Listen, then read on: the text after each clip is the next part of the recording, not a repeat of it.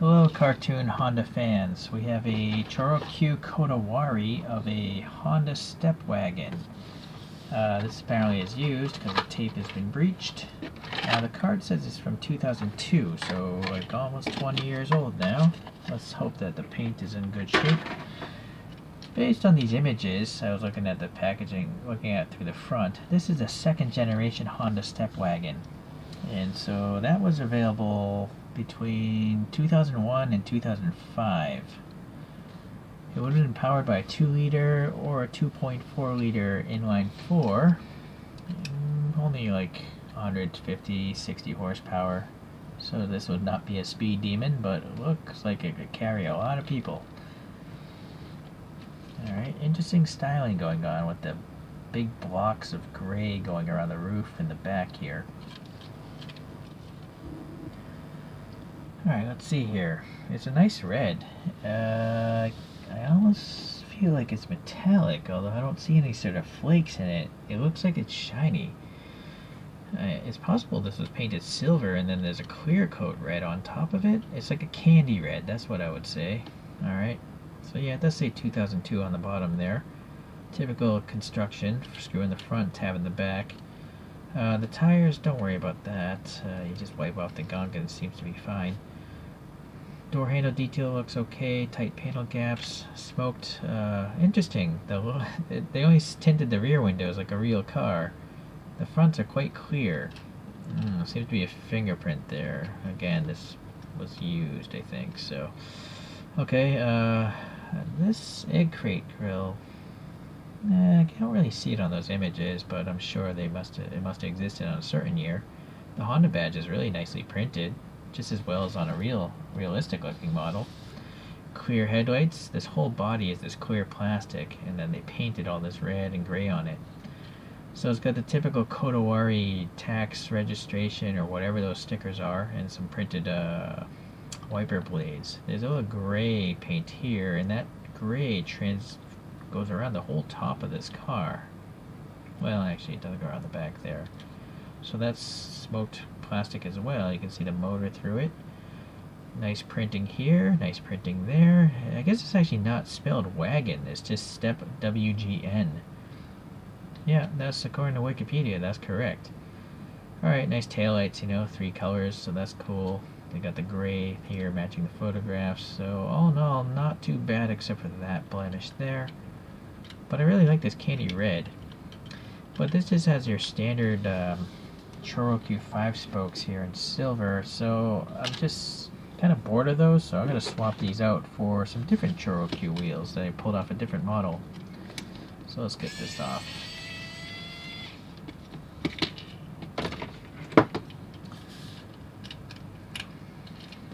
Sometimes this tab is getting in the way, like the paint is too thick. Anyways, there's the construction. So yeah, look, I think they painted it, well, I don't know, it doesn't look the same color, right? It almost looks like they painted it copper first and then sprayed a clear coat on top of it. You can actually see the red there on the tail lights. It's interesting. I'm not quite sure how they went about doing that, but anyways, take one piece of plastic and make it look that nice. It's pretty impressive. This motor here is trapping it. This is a production code. Alright, let's get this out. And then I forget which one this came off of, but it's a little bit more detailed. They are standard ChoroQ wheels. I just don't know which one it came off of now. So let me pop this motor in here. There we go. Pop this back through the tab. Then I gotta screw this back together with the hand screwdriver because I don't want to strip the plastic thread out.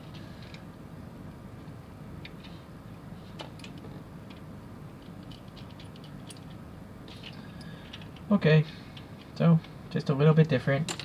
Nothing too flashy today. I do feel that the riding stance could be a little bit lowered for the tuner look. The front's not bad, but the rear one definitely is not so great. Yeah, well, sorry, done. Alright, let's get this thing spinning. I don't have this in 164. But I do have a K-Class wagon. This is called the Suzuki Wagon R. It's very boxy as well. For a full-size vehicle, I have a TLV. It's a high ace, one of the older high aces. I almost feel like maybe the high ace and this would be similar in size. Okay, so you get an idea about the foreshortening. So Choro-Q wise, I have a Honda Element, and I did some 3D printed wheels on that one, and using putty so it's lowered. I bought these 3D printed wheels. That's a Honda Odyssey. I also bought these 3D printed wheels on a Nissan Elgrand. And then the last one is just a plain stock Nissan Cube. So there we have a variety of vans. So it's interesting how well, for me, the lowered look, it just makes it look so much better, having very little to no wheel gap. It's a very tall van. It's quite interesting. This is a tall van too, but even if you ignore the lowered stance, it might even be taller than, well, maybe they are the same. Alright. Well, anyways, quick video today, knowing very little about this van, but I don't think I would really buy this in true 64 scale, but buying cartoon versions, I'm more open to just random vehicles, so that's what we have today. Thanks for watching, see you the next time. Nope, unacceptable. I had to take the wheels off the motor and the axles, and now I'm just using putty, so it's definitely more stylish, I think, to have it slammed and lowered. It's a big, tall van that's lowered. I like it now. Okay, thanks again, bye.